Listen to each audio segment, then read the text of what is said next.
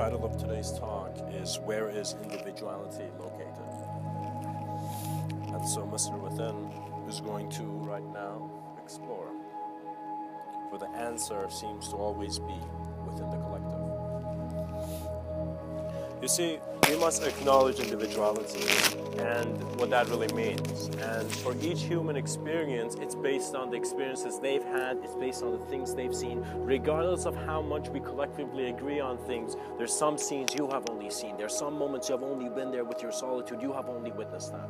And so when you look at guilt, it seems to be all that you are aware of trying to maintain you in a certain way. So you must become aware of who is the individual. And Mr. Within would like to, in a sense, for a second, walk with you into the Louvre, let's say. Let us walk into this art gallery. And we begin to see that when we look at a painting, let's say Mona Lisa's painting, we first see her eyes, and we look at her face, and we look at human design. And in a sense, what happens is in that moment, the consciousness of the being is simultaneously acknowledging that there is a frame. We are aware that the picture is kept in the frame of space and time. Now there is a picture, there's an experience happening. So we dive into the picture, there's the world of color. There's the many experiences of sunsets and sunrises. So in a sense, the being's understanding goes from just the frame and really begins to see the picture. And within the picture, there is an absorption into how human design was. And so we begin to look at very curiously who drew this work of art. And so perhaps Da Vinci has always, perhaps Da Vinci continues to smile through his art. So in a sense, we are aware of the frame, sense of space and time. We're aware of the picture, the reality, objectivity we're experiencing. Now we need to pay attention to the human design. So now people have gotten, is there a creator? Is there a, creation? What's going on? This will naturally take the human being to a point where he will be acknowledging himself much more deeply than how his ancestry did, in the sense that from a new environment, this human being is being introduced to a more silent and, in a sense, still sense of reality. And what that means is, if you were a person who's been living in the city, it's that moment where you go out and you go towards the mountain and you sit on a rock and you wonder. For what man can do with human design, where you reach after seeing that you can interpret things infinitely, similar to how anything can be put in front of two mirrors to project a sense of infinity, you want to step out of the hollow mirrors. And so there comes this existential observance of the human design, of every form you have known, of every memory, everything that is present with you now. You are an existential observance. And so this is where it gets interesting, because there comes this sense of an omniscient flow. There comes this collective consciousness through what you know that is your moment of truth being directly experienced.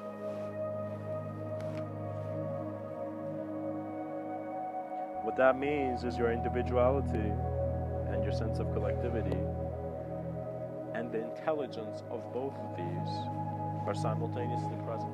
We are just associating with more of a denser aspect, which is this human frame. But our body is actually how able the moment is to be any experience, for it is aware of where the frame is. What that means is we see that as much as we look at that painting and we go observe the design, we have our own eyes. And so perhaps Da Vinci understood this when he was young, that the greatest painting that could be found was the one that he was going to build. The greatest answer is the one that you're going to be. Remember yourself. For when decency knocks, sincerity opens the door to everything. Allow yourself an existential clarity that will guide you out of a sense of just individual acknowledgement. The individuality is really kept there by a sense of an acknowledgement of what thought is, and based on the society and culture now, we're being very arrogant to it. What that means is for most of my life, I was trying to find an answer, but I had totally forgotten that I was keeping myself in the game. So it was a bit confusing because it seemed as if like I was in the middle of a game, I had to handle my environment, but I didn't know what I was doing. So then I changed. I became an audience member and I just observed the game, and that was, in a sense, the brilliance of meditation, I find. That it's all about you and how that you, beyond letters, is the same in the universe. Where is individuality located? And you will begin to ask, where is locality located?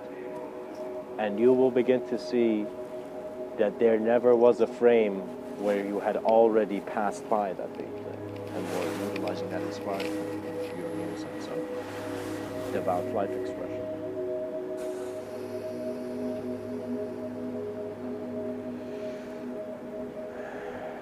Personally, individuality for me was actually something that was in my blind spot. I did not know its value until I became selfless, actually. And sometimes if you don't naturally allow yourself to become selfless, life will break senses of self. It will throw you in experiences where you thought everything that you had planned for would be accurate, but in a sense, it's not. You try to climb that tree, you fall, and you wonder how the leaves are all laughing at you, but they're not.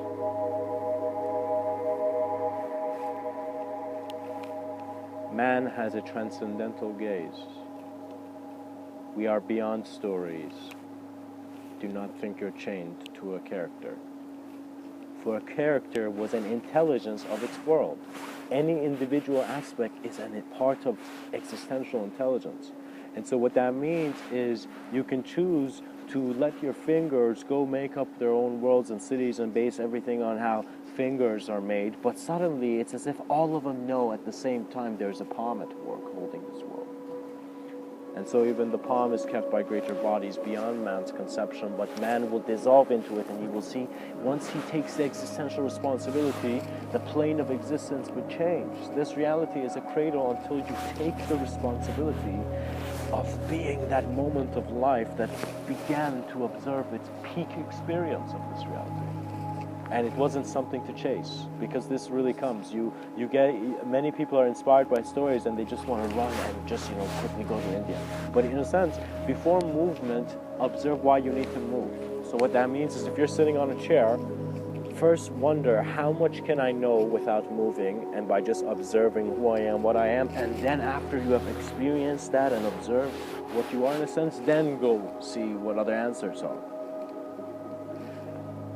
Because the capability of self should not be limited to how one environment treated you. The environment is still treating you. The dance is still continuing. And sometimes some people trip on this dance, but we're still dancing. It's going on. You got to hear the music and get in.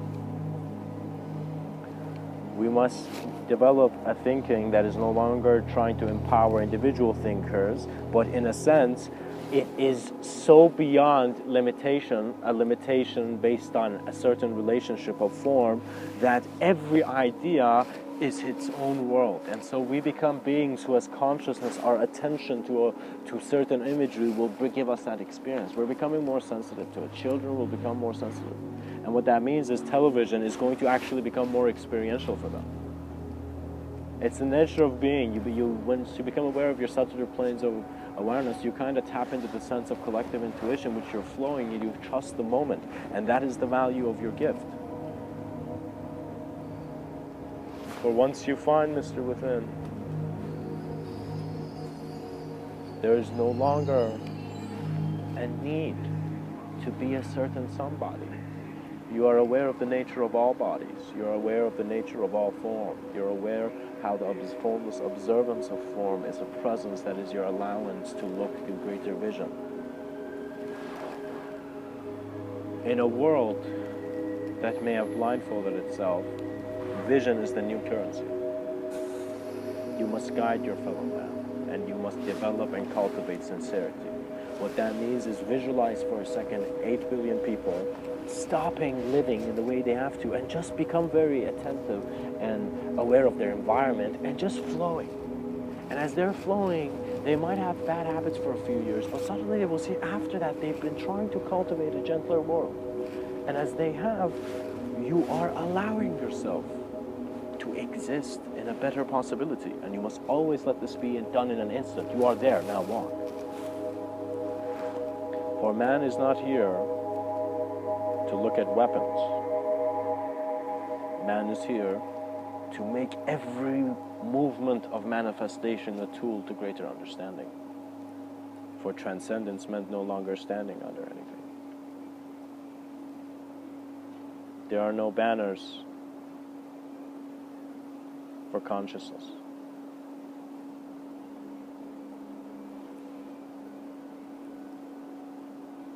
In the brilliance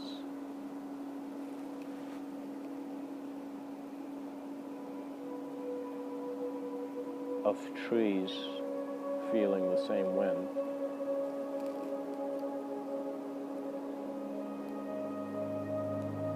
the answers you need and the guidance you seek is all here.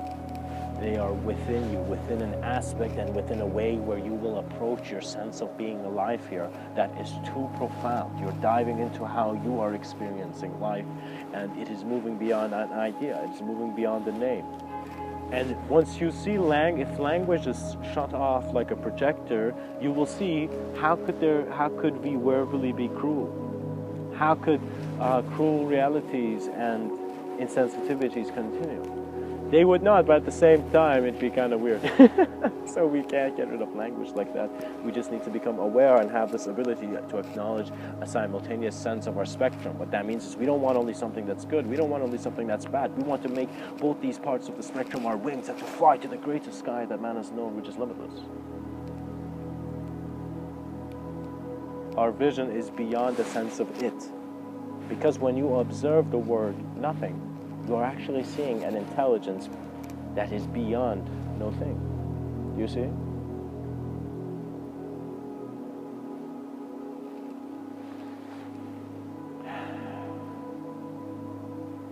In the world of man, man must learn to see himself. You will see your greatest compassion will extend from how you are originating in regards to feeling about your moment. Sincerity is the key that opens all doors. Honesty is the lantern that will guide you in this journey. You are here to experience life. And you need to realize that books are inspired by life, but they can never replace it. Movies, everything, any source of media is inspired by life, but it can't replace it. Because the intelligence of the being is beyond the insignificance that humanity creates to blindfold itself to the vastness that is in front of them.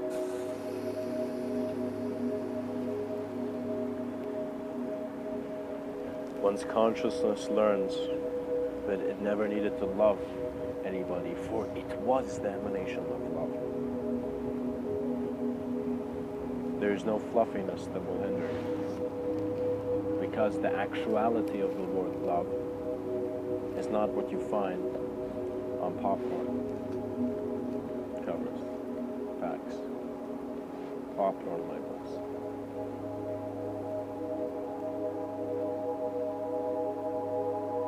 The actuality of love is an initiation of the activation of the being to its greatest sense of awareness as a conscious presence here. This knowing is novel, and it is guided by the sense of how manifestation is apparent to you. Once you learn from your moment, you become a student of like a student of life like none seen before. Because you are treasure revealing from the greatest aspects within your hidden depths of being. And you're bringing such great observance, and it's not that it's only going to be a good thing or a bad thing. We're here looking at the good option in quotations being transcendence, an ability to confront both good and bad, both chaos and order. For consciousness needs to be calibrated in such a way for the next lessons that will be coming to many human beings in the future. I'm going to say in like 120 years, it would be once that is opening human spirituality to an awareness of being more multidimensional, being with the earth. So we will have so many human beings being specified and in a sense individualized in regards to just being present as their world. And so just like how a man right now speaking could see two trees, and one which is in the shade and one which is in the light, and how from a distance it's as if both of their leaves have blended. Balance is all around you. It is your vision that must allow it. You're not seeking a sense of formed temporal happiness, but you're sensing a sense of, you're seeking a sense of awareness to the value of existential communication. You want to have a healthy experience, and that includes more than just your body. When you say your physical body, you're considering only a certain aspect of your physicality. And you will see the mystic, even though regardless of his conditioning, even if as children they're taught, the mystics who are truly aware of their inner gaze will begin to see that their curiosity, their natural sense of wanting to know what life is going to guide them. You know, it's like that moment when the human being is looking at where is individuality located, where is reality placed, where is the placeless. These questions give you wings, but you must be aware of the subtle, for that which gives you wings is also you. Do not externalize without the remembrance of the internal too.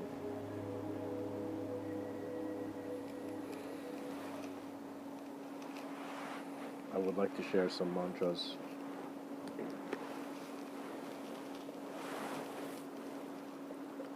for when sound radiates presence, man was always here.